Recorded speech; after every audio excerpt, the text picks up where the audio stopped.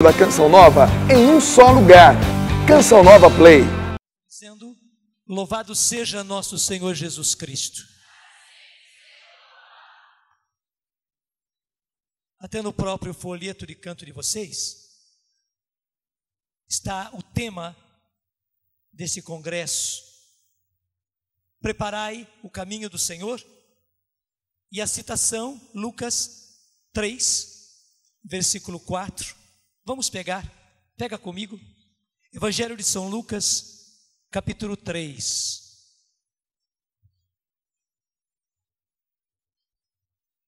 Vocês vão perceber que logo no começo do capítulo 3, regou o seu céu. E claro, nenhum agricultor planta e já está colhendo. Há um tempo entre plantar e já eu explico mais, porque é muita coisa ao mesmo tempo. Nós veremos isso. Todos nós que somos de Jesus e todos nós que queremos permanecer para colher. Jesus fez a mesma coisa. A primeira vez ele fez estação do Senhor. Pega comigo então, Lucas capítulo 3. Nós começamos desde o comecinho. No ano 15º do reinado do imperador Tibério, sendo Pôncio Pilatos governador da Judéia, Herodes tetrarca da Galileia, seu irmão Filipe tetrarca na Itureia e da província de Traconítides, e Lisânias tetrarca da Bilínia, veja quanta precisão, sendo sumos sacerdotes, a nenhum agricultor planta e já está colhendo. Há um tempo entre plantar e a semente. João, filho de Zacarias. Repete comigo esse trecho. Veio a palavra do Senhor no deserto a João, filho de Zacarias. Ele percorria toda a região do Jordão, pregando o batismo de arrependimento para a remissão dos pecados, como está escrito nos livros das palavras da profecia do profeta Isaías. E até está aí a citação, Isaías 43 e seguintes. Leia comigo agora. Uma voz clama no deserto: preparai o caminho do Senhor, endireitai as suas veredas. Todo vale seja aterrado, e todo monte e outeiro sejam arrasados. Tornar-se-á direito o que estiver torto, e os caminhos escabrosos serão aplainados. Todo homem verá a salvação de Deus. Repete o versículo 6. Todo homem verá a salvação de Deus. Diga comigo: eu creio nesta palavra, Senhor. Todo homem verá a salvação de Deus. Eu creio nisso, Senhor. É isso que está se preparando para nós. E todo homem verá a salvação de Deus. Meus irmãos, esta é a palavra de Deus quanto à primeira vinda de Jesus. O Senhor enviou um homem, o Senhor enviou um profeta, João, para preparar o caminho do Senhor. E ele veio trazer. Verão isso. Já eu explico mais, porque é muita coisa ao mesmo tempo. Nós veremos isso. Todo dia.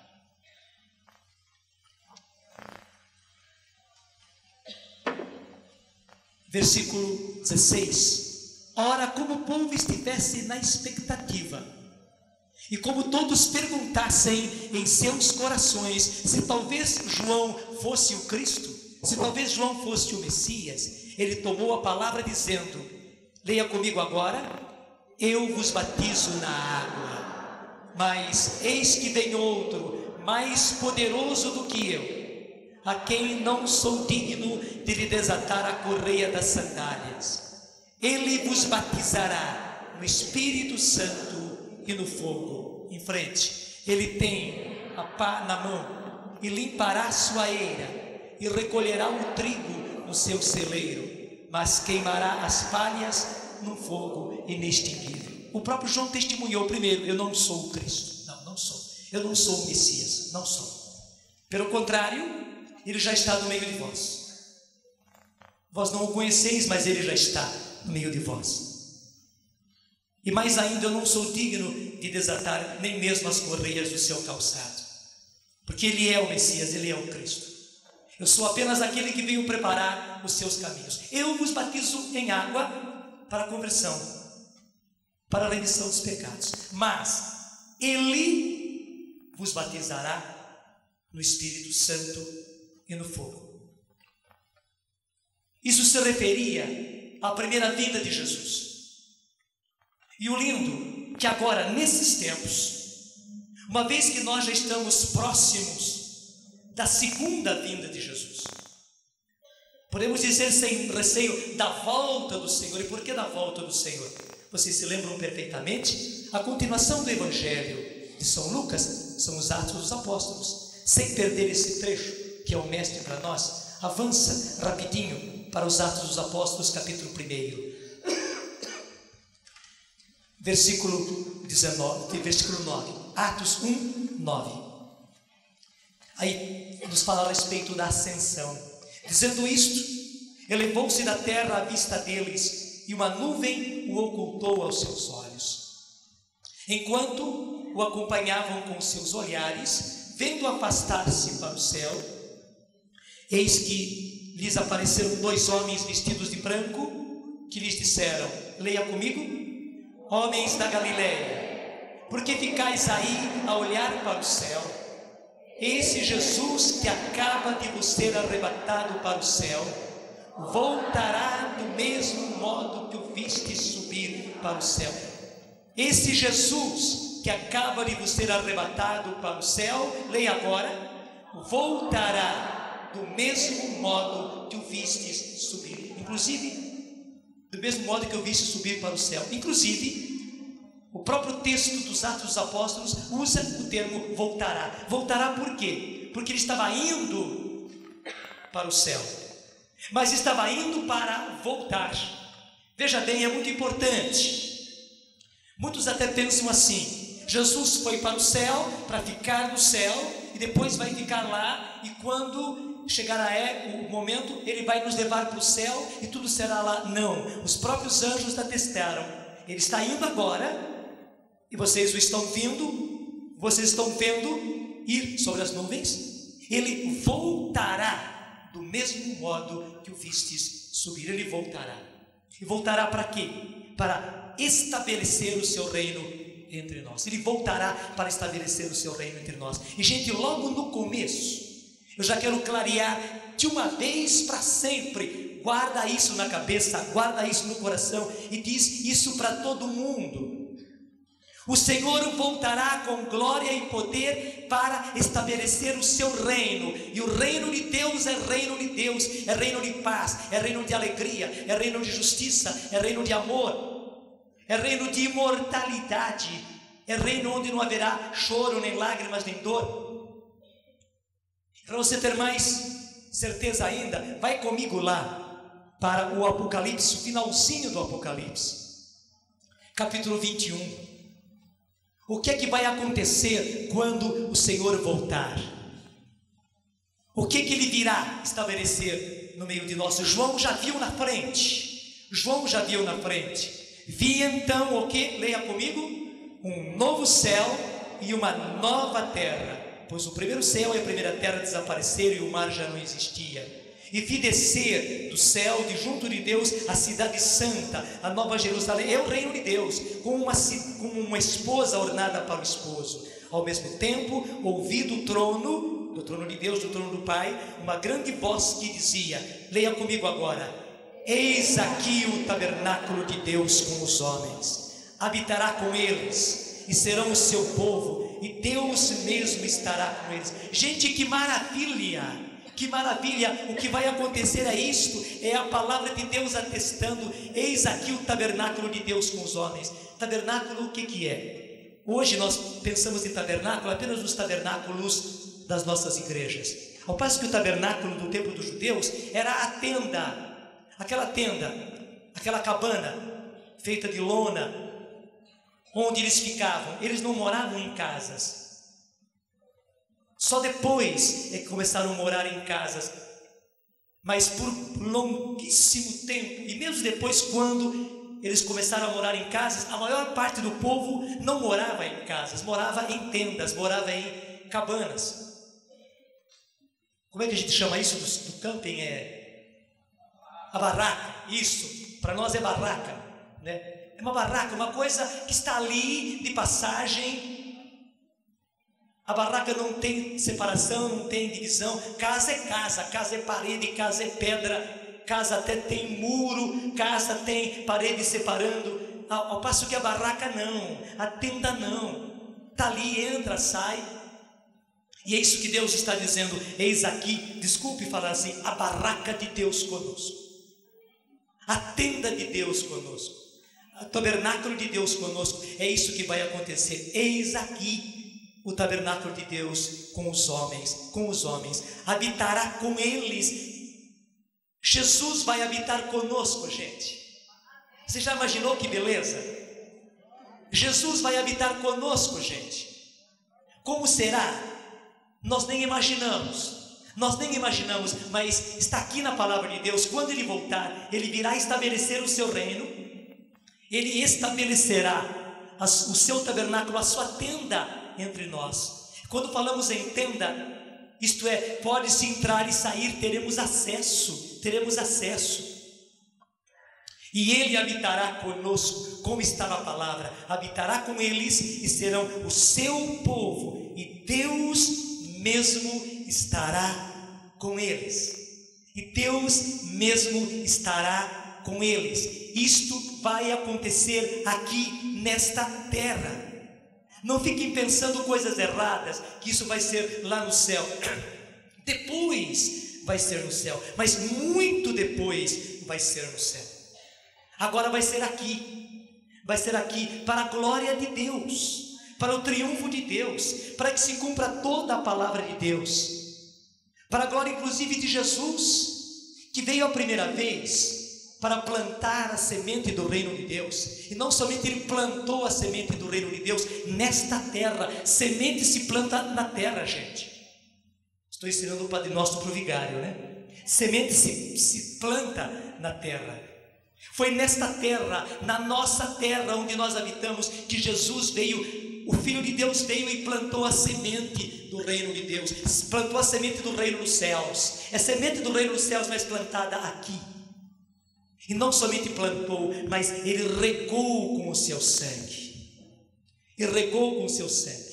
E claro, nenhum agricultor planta e já está colhendo. Há um tempo entre plantar e já eu explico mais, porque é muita coisa ao mesmo tempo. Nós veremos isso. Todos nós que somos de Jesus e todos nós que queremos permanecer firmes com Jesus, veremos esse reino. Primeira vez Ele veio como qualquer agricultor para plantar. E coitado, como foi desprezado pelo seu próprio povo. Como Jesus teve que sofrer. Como foi julgado um fracassado.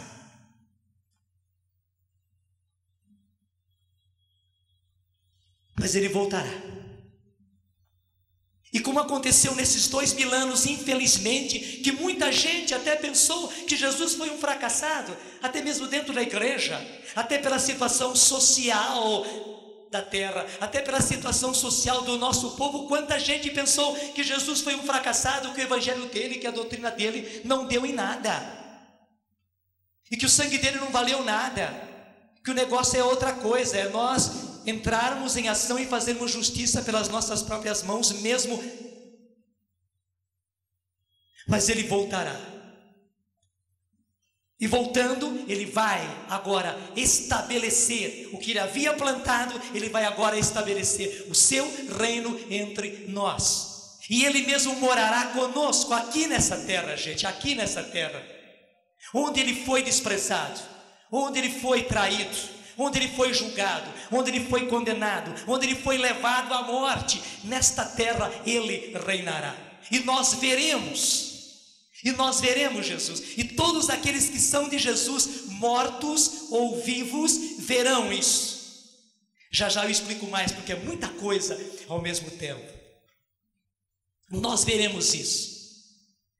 Todos nós que somos de Jesus e todos nós que queremos permanecer firmes com Jesus, veremos esse reino, moraremos nesse reino, seremos cidadãos desse reino, seremos pela graça de Deus.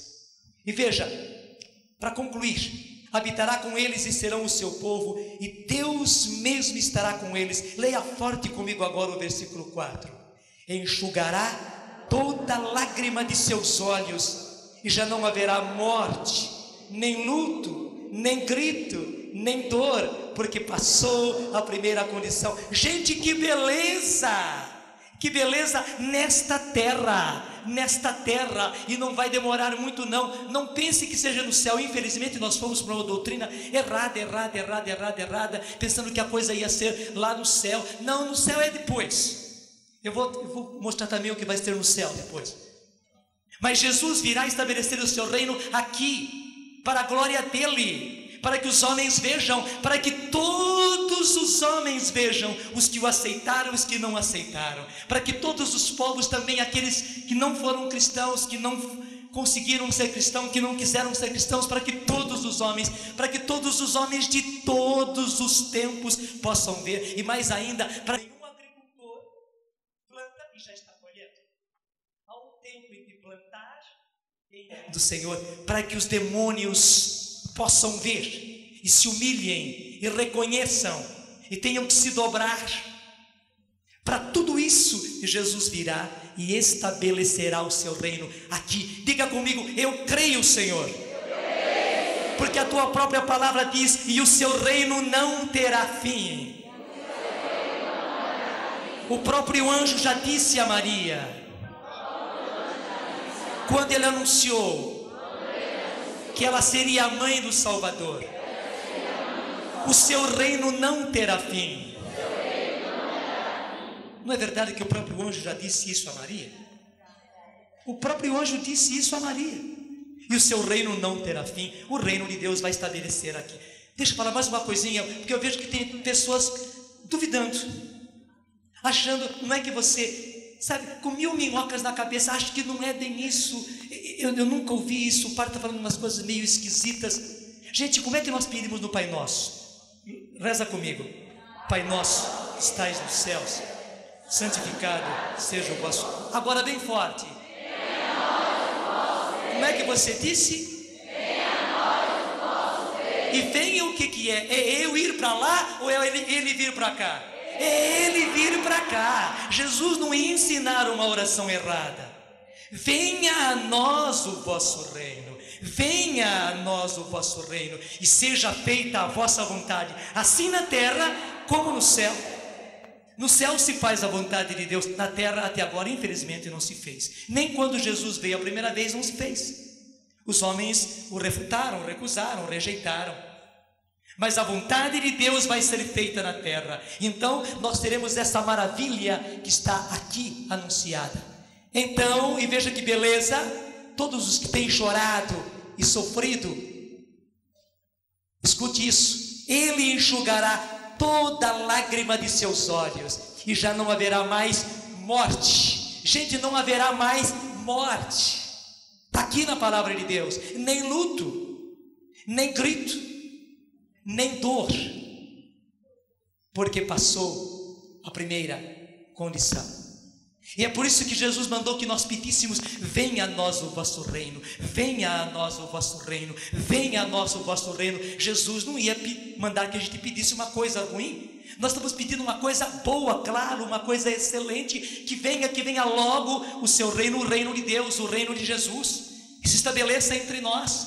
E nesse reino vai acontecer tudo isto, graças a Deus, vai acontecer tudo isso. E o principal pelo qual vai acontecer isso, a vontade de Deus vai ser feita na terra, tal qual ela é feita no céu.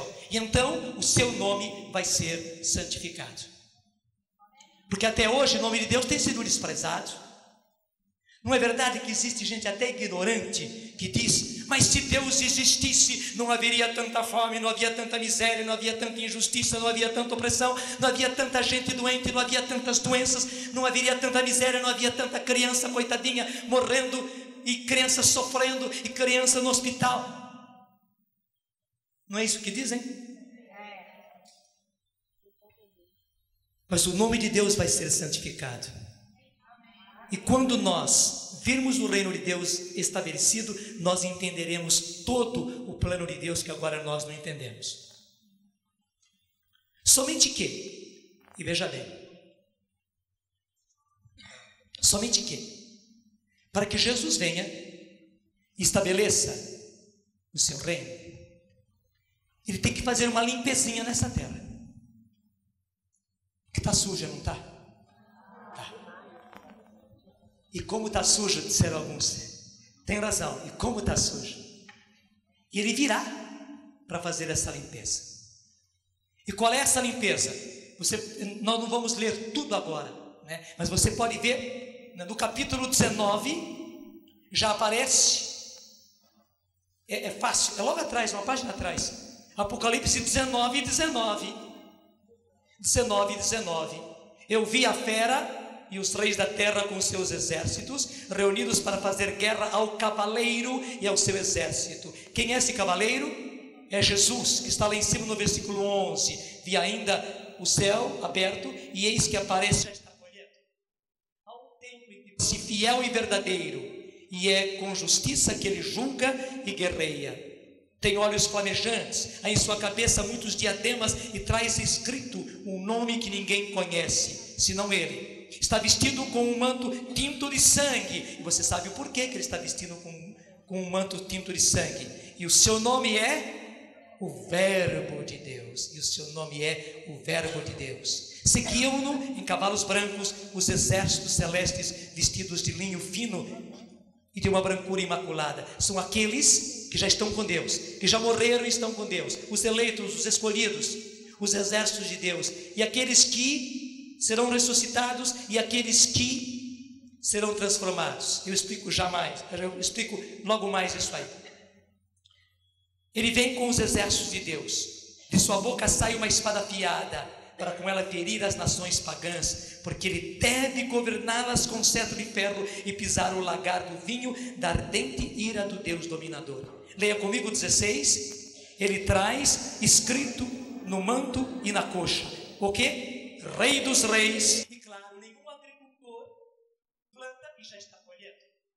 Há um tempo em que plantar, em a semente desabrochar. Jesus aparece com uma roupa muito moderna, né? Porque nós não estamos usando hoje essas roupas nas nossas calças. A minha aqui não está, mas até eu tenho uma calça da Canção Nova que tem, né? Aqui tem uma tarjeta, né? Onde está escrito alguma coisa que a gente quer escrever. Verdade ou não é? Temos ou não temos essas calças com coisa escrita aqui, né?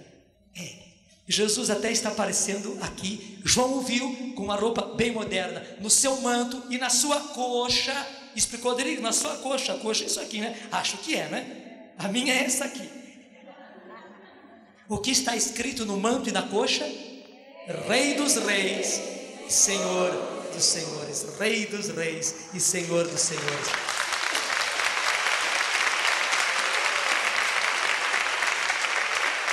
Deus com os homens, habitará com eles no seu cavalo branco, o cavaleiro. E gente, quem é a fera? A fera é o anticristo. Está aqui em todo o Apocalipse, desde lá de trás, a fera é o anticristo. Então veja, 19. Eu vi a fera e os reis da terra com seus exércitos reunidos para fazer guerra ao cavaleiro e ao seu exército. Mas a fera, o anticristo, foi presa, e com ela o falso profeta. Veja bem, nos últimos tempos, eles já estão aí. Manifestar-se-á, ele já está muito próximo a manifestar-se. Manifestar-se-á primeiro um falso profeta. E guarde bem isso: falso profeta é aquele que tem tudo de profeta, tem tudo aquilo de homem de Deus, tem tudo aquilo de santo, tem tudo aquilo de escolhido por Deus, só que não é. Ele é falso, ele é mentiroso. E depois a outra fera, e aí aparece a fera aqui. E quem é essa fera? É o anticristo. E que é o anticristo? É aquele que vem com tudo, mostrando-se o Cristo, mostrando-se o Messias. Você sabe que isso não é estranho. Hoje já estão falando a respeito do Cristo, do Messias, da nova era. Até já dizem que ele está aí, até dizem o nome dele. O chamam de Maitreya. Dizem que ele já está na terra, esperando apenas o momento da sua manifestação. Gente, está tudo armado. O plano está armado. E não somente armado, o plano já está nas suas bases, todo ele já construído.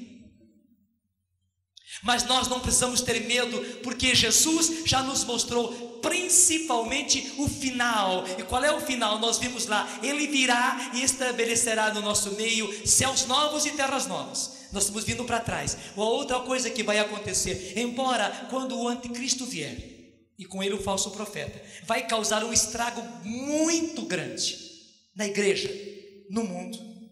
Claro, ele virá assim, no primeiro momento, como todo falso profeta, né? Com aquela lábia, com aquele jeito, convencendo todo mundo achando que ele é o certo, que ele é o bom, que ele que veio trazer a paz, ele que veio a trazer o que tanta gente esperava e tal. O anticristo também, porque ele é anticristo, ele vai aparecer com tudo aquilo que as pessoas sempre esperaram de um Messias, trazendo as soluções para as pessoas, as soluções políticas, as soluções sociais, as soluções humanas. Só que é tudo falso, é tudo anti. E o principal nele vai ser o opor-se a Jesus, o verdadeiro Cristo. Muito sutilmente, mas se opor a Jesus, e depois desse sutilmente, cada vez mais forte, cada vez mais forte, cada vez mais forte, até se opor realmente a ele, e ele querer se dizer, eu sou o Cristo, e o outro Cristo não pode estar, não pode existir. Ou você rejeita a esse Jesus e me aceita, ou você não tem vez. Só que quando ele chegar a esta, Jesus intervirá. E aí está a palavra de Deus para nós clara. Mas a fera, versículo 20, foi presa, o anticristo foi preso, e com ela, e com a fera, com o falso profeta, e com ela, com o anticristo, o falso profeta, que realizara prodígios sob o seu controle, com os quais seduzira aqueles que tinham recebido o sinal da fera, e se tinham prostrado diante da sua imagem. Leia comigo agora. Ambos foram lançados vivos no lago do fogo sulfuroso. Gente, está aí o que vai acontecer, a sorte, o destino do anticristo, do falso profeta, já está aí. Não precisamos ter medo, mesmo que a gente sofra, é como aquela dor. Suponhamos, você vai extrair um dente, e o dente está inflamado, e você não consegue anestesia. Claro, na hora de arrancar, a frio, meu Deus, como dói. Mas é só aquele momento. Arrancou. Que alívio. Gente, nós vamos passar por isso. Vai ser uma dor muito grande, muito grande. Mas, gente, é só aquele momento. Inclusive a palavra de Deus diz que é um tempo curto. Habitará com eles e serão o seu povo, e Deus mesmo estará com eles. Gente, que maravilha! Para dizer, não é um longo tempo, é um tempo muito rápido, é um tempo muito insignificante, embora seja um tempo de grande dor. Para ele aparecerá um grande triunfo, para nós uma terrível dor, mas é só aquele momento. Volte à comparação, é como aquele dente arrancado, que está todo infeccionado, foi obrigado a arrancar assim, ao vivo, sem anestesia. Doeu. Mas depois, meu Deus do céu, que alívio. E aí está, o falso profeta e o anticristo foram lançados vivos no fogo, no lago de fogo sulfuroso. Os demais foram mortos pelo cavaleiro com a espada que lhe saía da boca, e todas as aves fartaram-se de suas carnes. Eu não vou mostrar agora, mas a outra passagem do Apocalipse, em que diz que quando Jesus vier, ele vai aniquilar, ele vai destruir o anticristo, o seu inimigo, e o falso profeta, com um sopro da sua boca. Com um sopro, simplesmente com um sopro da sua boca. Gente, não precisamos ter medo. Vira a página, a outra libertação. E essa é a libertação por excelência. Vi então descer do céu um anjo que tinha na mão a chave do abismo e uma grande algema. Ele apanhou, leia comigo agora, quem foi que ele apanhou? O dragão, a primitiva serpente, que é o demônio e Satanás, e o acorrentou por 1000 anos. Então, estão todos os nomes aí para explicar bem quem é. Chama de o dragão, que está aqui no Apocalipse. A primitiva serpente, quer dizer, aquela serpente lá do paraíso, lá no início da história da humanidade. A primitiva serpente. E explica mais ainda que é o demônio e Satanás. E fez o quê? Leia comigo. E o acorrentou por 1000 anos. E até está bem explicadinho na frente. Atirou-o no abismo, que fechou e selou. E esse selou por cima é lacrou. Lacrou para ninguém abrir. Porque foi Deus quem mandou fechar. Lacrou por cima para que ninguém abra e ninguém vai abrir. A não ser Deus. E Deus não vai abrir antes de 1000 anos. E lacrou por cima e fechou, e selou por cima até que se completassem 1000 anos. Depois disso, ele deve ser solto por um pouco de tempo. Depois disso. Pode ver que a história não termina. Não se trata de fim de mundo. Estão vendo como não se trata de fim de mundo, gente? Não está dito aqui que Jesus virá, que ele vai aniquilar e devolver ao abismo o anticristo e o falso profeta. Ele vai prender Satanás, vai devolvê-lo ao abismo, vai fechar o abismo, vai lacrar o abismo, e ele ficará lá por um tempo longo. Claro, nós não estamos aqui dizendo que são 1000 anos contadinhos. A Bíblia falando assim, é um tempo longuíssimo. Não são 3 anos, nem são 10 anos, nem mesmo 100 anos. É muito mais do que isso. É o que também se fala em milênio. É um tempo longo, é um tempo longuíssimo, graças a Deus. Então não se trata de fim de mundo. E o que vai acontecer nesses 1000 anos, de que fala a Bíblia, nós teremos o quê? O que está no capítulo 21. Vi então um novo céu e uma nova terra. E o que vai acontecer nesse novo céu, nessa nova terra? Deus habitará conosco. Jesus habitará conosco. Ele vai morar com os homens. E nós teremos o seu povo e ele será o nosso Deus.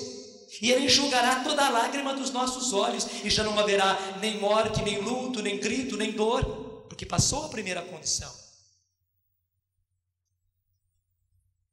Mas vamos ler tudo. Volta lá no capítulo 20. Eu só quis explicar, gente, não se trata de fim de mundo. Se trata de uma limpeza geral no mundo e a vinda de Jesus para estabelecer o seu reino. Versículo 4, capítulo 20, versículo 4. Vi também tronos sobre os quais se assentaram aqueles que receberam o poder de julgar. Eram as almas dos que foram decapitados por causa do testemunho que dizia, leia comigo agora, e de todos aqueles que não tinham adorado a fera, que é o anticristo, ou a sua imagem, que não tenham recebido o seu sinal na fronte nem nas mãos. Não tenha medo de sofrer quando vier o anticristo. Não tenha medo de renegá-lo. Não tenha medo até mesmo de ter que morrer ou ver os seus morrerem para não negarem a Jesus. Não tenha medo, porque logo em seguida João já vê a esses inclusive sentados em tronos, gente. Serão os que vão triunfar com Jesus. Não tenha medo, é uma coisa passageira, passageiríssima. Eu vou explicar algo mais já. Mas não tenha medo, e desde agora não tenha medo também não. Eu pergunto, e vocês mulheres são muito fortes e dão lição para nós. Qual é a mulher que tem medo de dar à luz? Nenhuma. Claro, dá aquele receio, daquele batimento de coração, daquela ansiedade, mas eu pergunto, você quer ou não quer dar à luz? Claro que quer. Você quis ou não quis dar à luz? Claro que quis. E que frustração, que dor para uma mulher que não consegue ser mãe. Verdade ou não é? Toda mulher quer dar à luz, e toda mulher sabe da dificuldade e sabe o que é dar à luz, a dor própria de dar à luz. Gente, serão as dores próprias de dar à luz. Nós somos a geração que veremos o reino de Deus ser dado à luz, gente.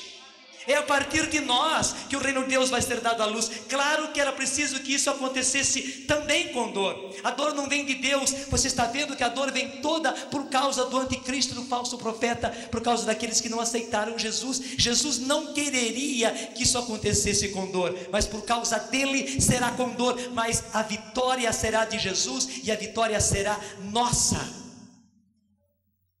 Então eu digo a você, não tenha medo de sofrer. Digo até mais, prepare-se para o sofrimento. Obrigado porque você entendeu.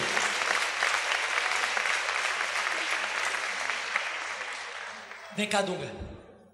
Para os meus eu tenho dito, e para eles eu posso dizer, porque são meus. Eles aceitaram estar comigo, viver comigo, caminhar junto comigo na Canção Nova. Para eles eu posso dizer, para você eu posso, bandido, quando a gente vai falar coisas sérias, ele faz dessas. Para vocês eu posso falar como irmão, mas para eles eu falo cara a cara, olhos nos olhos. Já falei mais de uma vez para ele, no palco inclusive, estou falando hoje mais uma vez. Meu filho, prepare-se para o martírio, como eu estou me preparando para o martírio. Se vamos passar pelo martírio não interessa, porque passar pelo martírio será inclusive um prêmio, mas estar preparado para o martírio é uma necessidade, é uma necessidade. Gente, nós temos que aprender a sofrer agora. Meu filho e você, e com todos os outros da Canção Nova, para vocês eu posso dizer, nós temos que nos preparar para o martírio, porque só estando preparados para o martírio que a gente vai conseguir passar, e não somente passar, levar todos os nossos conosco e um povo atrás de nós. Quem não estiver preparado pelo martírio não vai passar e não vai conseguir fazer passar um povo atrás de si.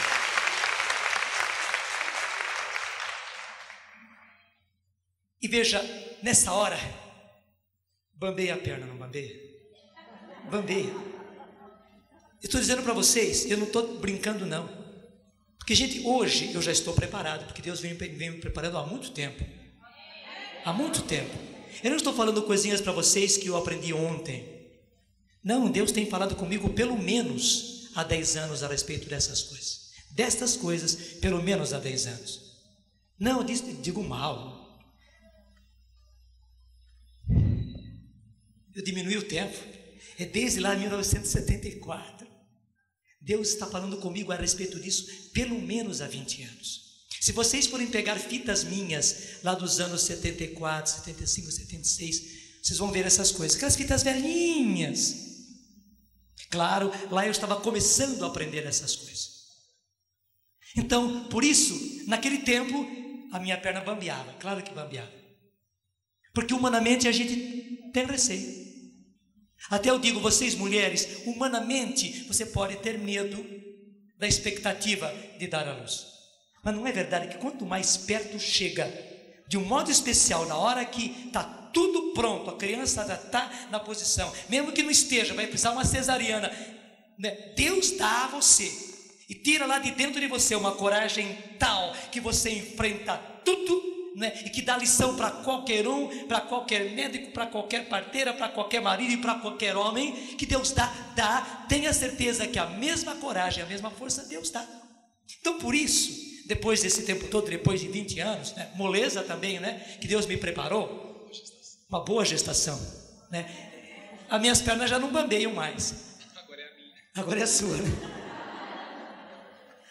Então eu não admiro quando você bambeia a perna, mas eu quero dizer a você, não fique nesse medo, tenha certeza, o Senhor estará tirando cada vez mais, cada vez mais, cada vez mais, cada vez mais. O bambear das pernas é só humano. É só humano, porque divinamente, pelo poder do Espírito, você tem essa coragem e ela vai aparecer cada vez mais, cada vez mais, cada vez mais, cada vez mais, cada vez mais. Talvez nunca ninguém disse para você, você pode sentar agora eu vou dizer para eles. Acho que ninguém disse para você assim, cara a cara, de olhos nos olhos e apontando com o dedo para você. Meu irmão, minha irmã, prepare-se para o martírio. Talvez nunca ninguém disse isso para você, mas eu estou dizendo. Bambeie ou não bambeie as suas pernas, né? Prepare-se, porque o jeito de nós passarmos por este fogo da grande tribulação vai ser esse. Mas eu digo, Deus vai dar a você essa força, Deus vai dar a você essa coragem, como dá a qualquer mãe a coragem de dar à luz. Deus vai dar, a você. E digo mais ainda, Deus dará esta coragem para que você possa dar coragem aos outros. Você vai ter que dar coragem aos seus que não estiveram tão preparados. Deus vai lhe dar esta coragem e você passará. E aí que está. Qual é a glória dos mártires? Está aqui. O próprio João, Deus foi tão bom que ele logo mostrou o resultado. João já viu aqueles que passaram pela grande tribulação e morreram e foram mártires na grande tribulação, já os viu sentado em tronos lá atrás. João os viu, porque o Apocalipse vai e volta, né? O Apocalipse não é uma sequência de tempo, o Apocalipse são cenas, é como o teatro moderno. Lá o meu amigo padre Abelardo entende bem disso, né?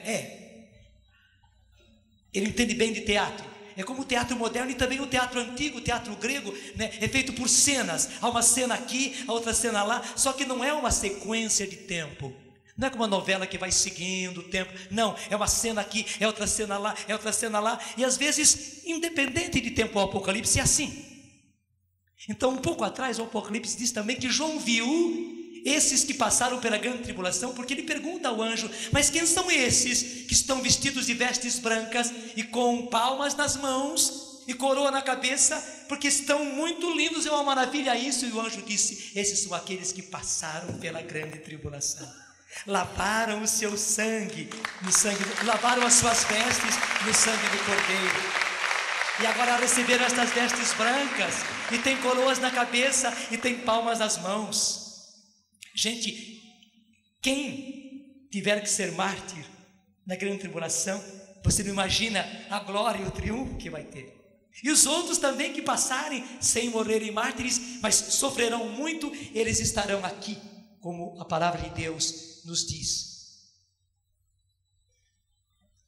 Deixa eu voltar aqui.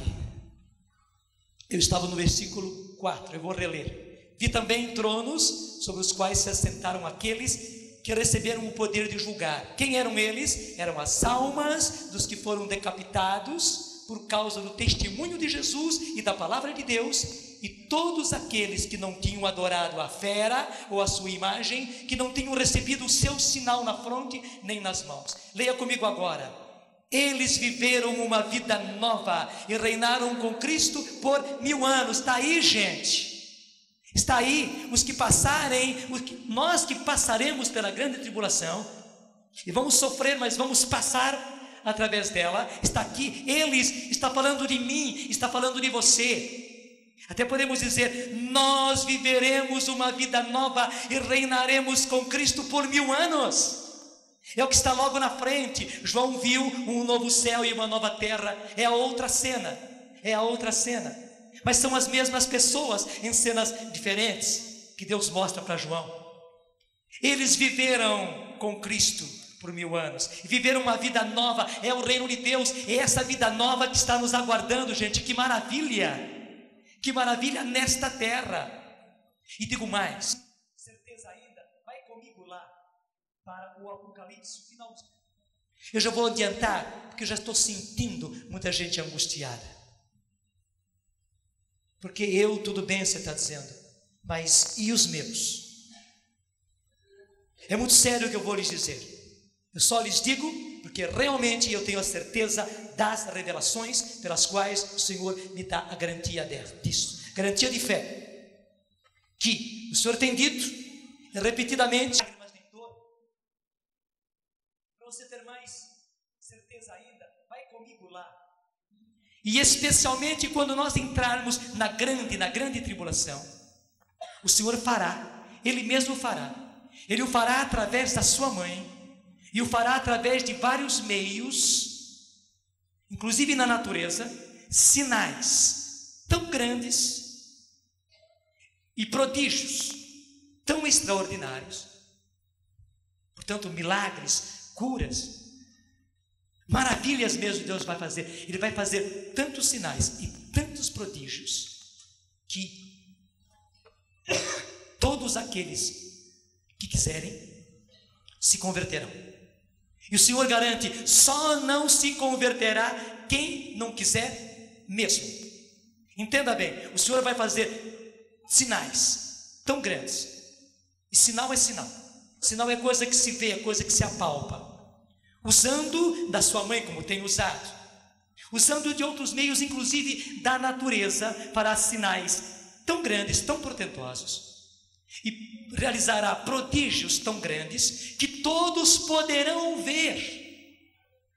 Voltará do mesmo modo que viste subir para o céu. Esse Jesus, mas vem cá, que todos serão sacudidos, chacoalhados, remexidos por dentro, por fora. Tenha certeza, Deus vai remexer os seus, até certos prodígios vai pegar você e derrubar no chão. Vai, como Saulo, Deus vai derrubar muita gente do cavalo. Tenha certeza, Deus vai derrubar o seu marido do cavalo. Deus vai derrubar o seu filho, a sua filha do cavalo. Deus vai derrubar a sua esposa do cavalo. Vai.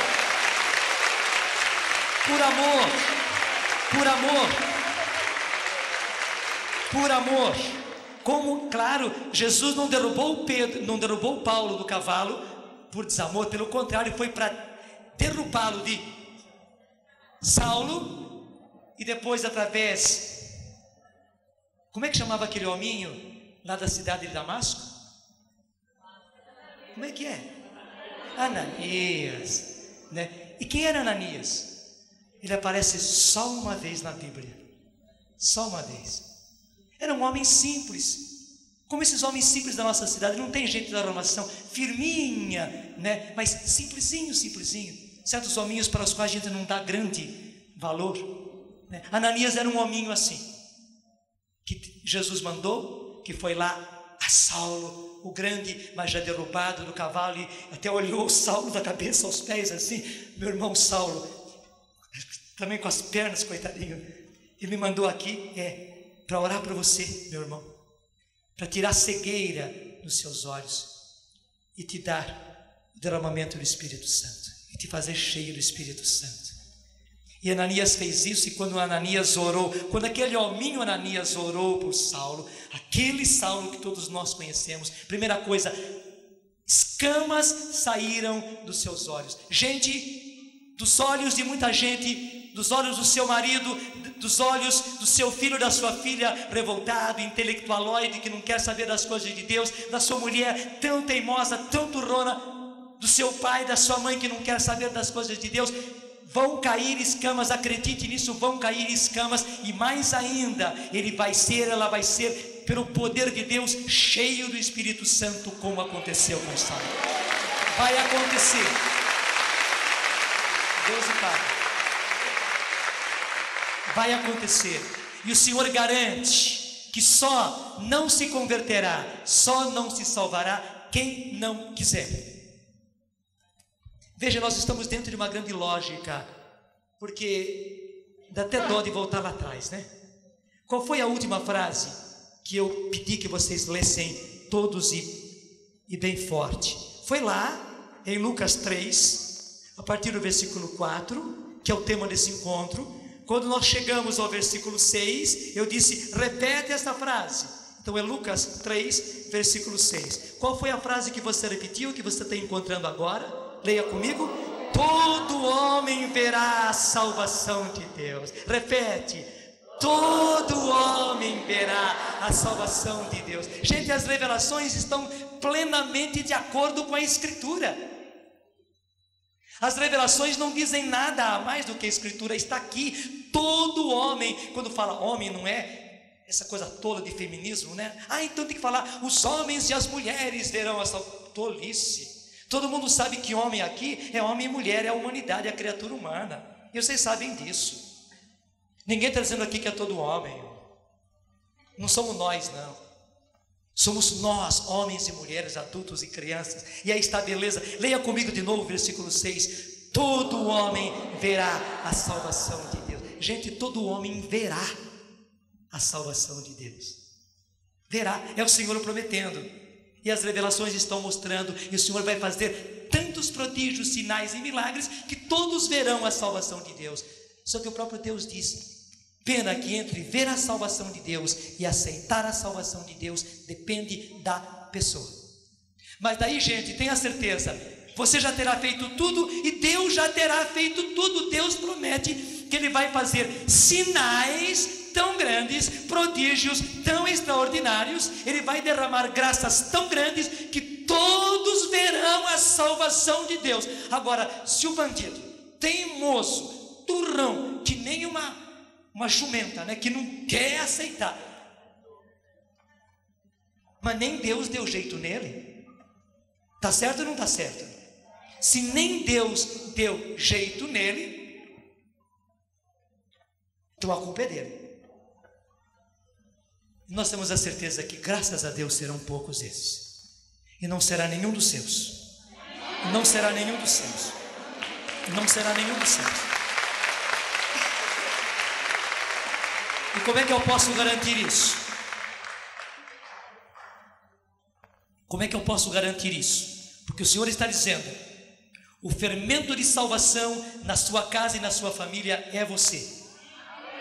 Se você se conservar fermento de salvação na sua casa, porque fermento é assim, onde o fermento está, mesmo que ele seja rejeitado, a massa não gosta do fermento, é verdade ou não é?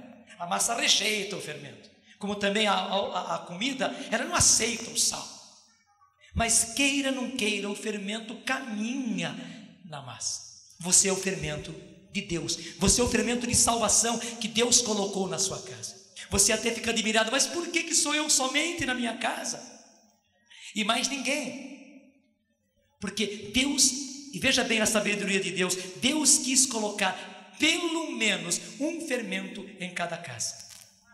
Pelo menos um fermento em cada família. Se você foi essa pessoa escolhida, alegre-se, deixe de murmurar.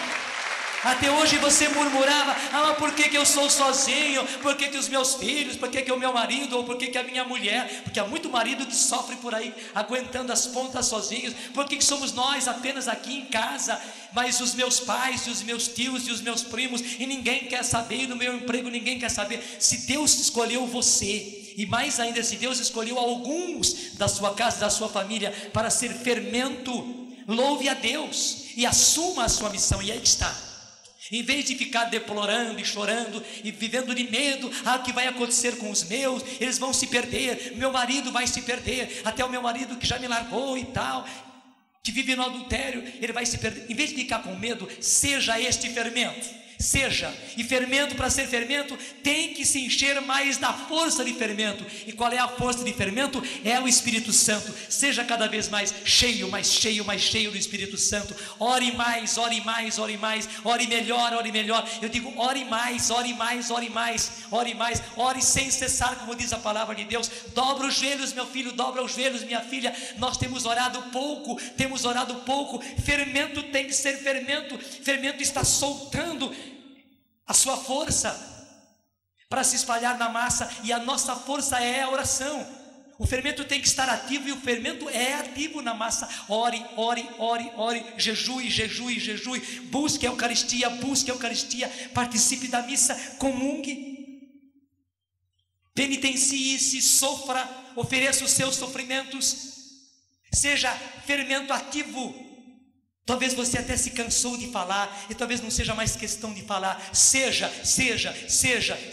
e como fermento, vai trabalhar para o reino de Deus, vai ser João Batista para tanta gente, e tenha certeza, Deus está cuidando dos seus, e o fermento está funcionando, e todos verão a salvação de Deus, todos os seus filhos, podem passá-los na cabeça agora. O seu marido, a sua esposa, o seu pai, a sua mãe, todos verão a salvação de Deus. Desculpe falar agora, se eles forem burros de não aceitar, o problema é deles. Você fez tudo o que podia fazer, porque Deus fez tudo o que podia fazer. Você pode fazer mais do que Deus? Eu não posso. Mas você terá feito tudo aquilo que você podia fazer, e Deus terá feito tudo aquilo que Ele podia fazer. Então fica tranquilo. Fica tranquilo, porque todo homem verá a salvação de Deus. Mas voltando àquele ponto onde nós estamos, né? Eles viveram, eu, você e os seus, gente. Eu já estou lá em Apocalipse 20, né? De novo. Eu, você e os seus, que família linda.